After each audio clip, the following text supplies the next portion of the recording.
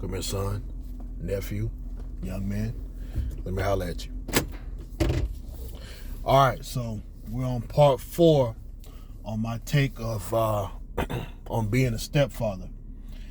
And for some of you, maybe this is too long and drawn out. Maybe your attention span doesn't quite, go this far. But you got to understand this is a serious issue. When I feel like something is serious, I make sure I'm giving details, and I make sure that whatever I'm saying is as accurate as possible, neutral as possible, whatever it needs to be. You need to be well informed before you jump into one of these situations, because what I've said before in the past is that children are involved. And like for me, my life is about my children and my mother. It's not necessarily about me at this point. I got a couple of things I like to do, but for the most part, I'm trying to leave a legacy behind. Anyhow, I want to talk about another situation where I tried to date a lady with children. This one could have worked. This came from a mentor of mine who saw some of the projects that I'm working on in life and made a suggestion, because this particular woman was in a marriage, and it appeared these folks had a ranch, they had a restaurant, and some other item, some other piece of entrepreneurship that they operated together before they divorced.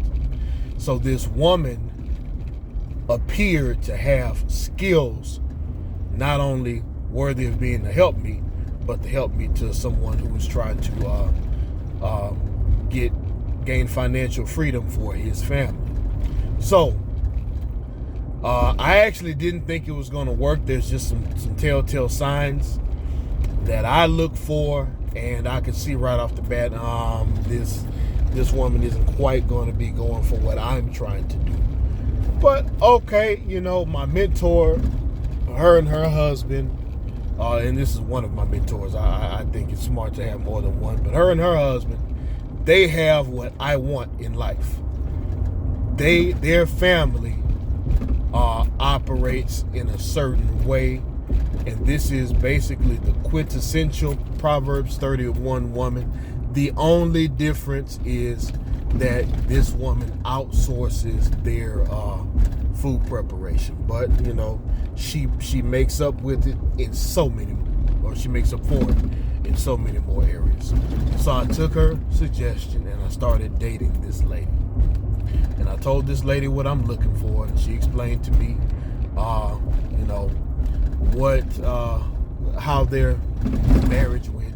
Of course, she told me how the guy was such a creep and all this stuff. Now, here's another caveat in this particular story. This man remarried to a gorgeous little lady, and he recreated every business venture that they had together. This woman was still single. Okay, maybe that doesn't mean anything, but all right, just something to think about. Now, when I talked about possible pros of this situation, one I mentioned was, okay, could the situation benefit you? Maybe the child could be of some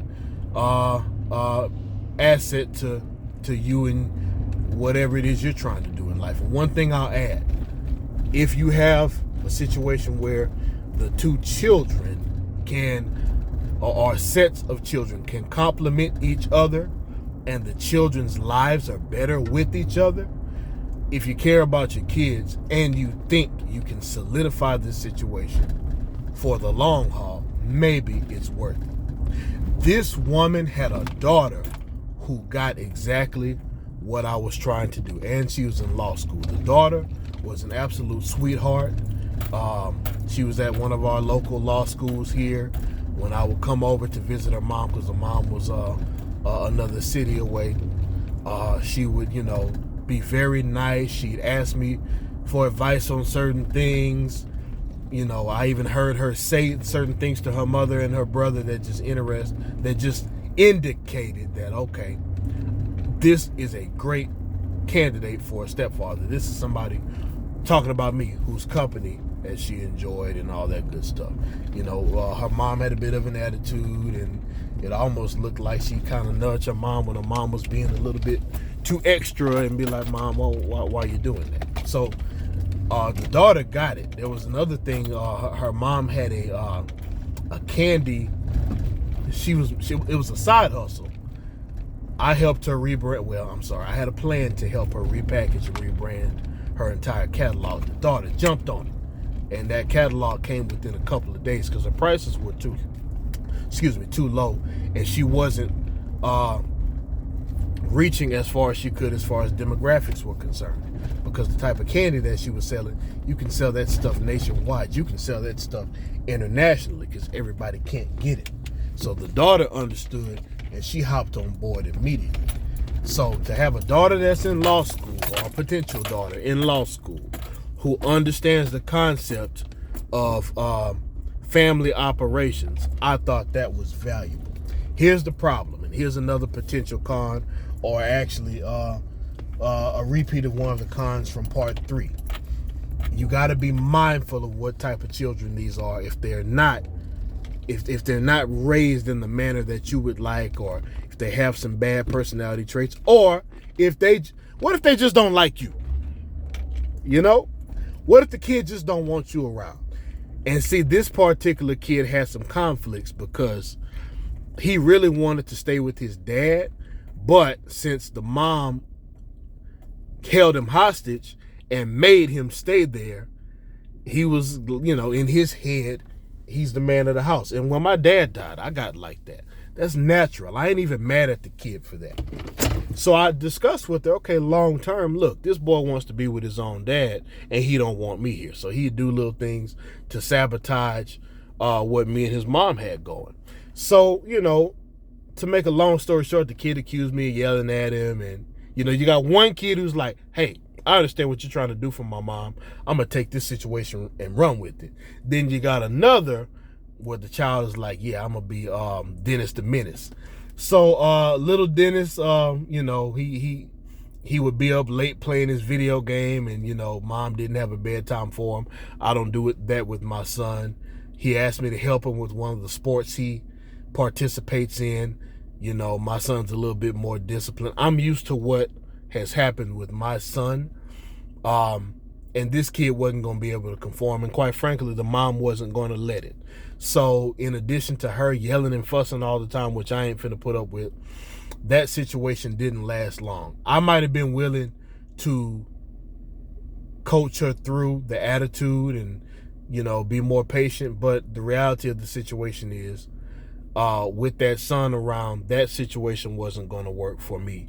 And if it don't work for me, if it's a bad deal for me, I'm not going to take it. So one side is the kids, if there's some way that they could be an asset to you. And yes, that daughter could have been an asset to us as a family unit. Could I have stuck it out? But that son was going to make it holy hell, and I ain't finna bring hell in my household again. I did that twice. I'll be darned if I do it again. It's my way or the highway at this point. That ain't my way. So that particular child, and again, he wanted to be with his own father. And why not? She ain't have a legit reason for trying to hold that boy hostage, and I see too much of that. Putting these guys on child support and all this kind of stuff when you could just let them go live with the child. And I'm not finna argue about that neither. I'm an educator. I know the statistics on fatherless children and how that turns out for the child. I'm not about to argue about why a totally capable father who lives in the same doggone city shouldn't have his own son. If you want to come in here with that gender war stuff, your comments will be deleted and you'll be blocked. I might play with you for a little while, but then you got to get out of here, because this is a safe space for men who are trying to figure out some things, and I'm sharing information with men that I had to figure out. Some I had to figure out the hard way. So I need to get going, but be mindful of those children. You're not going to change those situations. And if it's a woman who's child-centered and not raised to be a husband, and that's another thing. In her family, it's a matriarchy, which is fine. You do what you want to, but I grew up in a patriarchy. And this woman wasn't raised to be a wife. That's why she took a situation and wrecked her own household. And the Bible talks about foolish women pulling apart their own households. And the husband went on and got married to a woman who got it and recreated everything he had. See, when people get divorced, you see who's who. And you can see that with my two situations. One is having trouble in her area, getting certified and doing certain things, even though she used to be a housewife.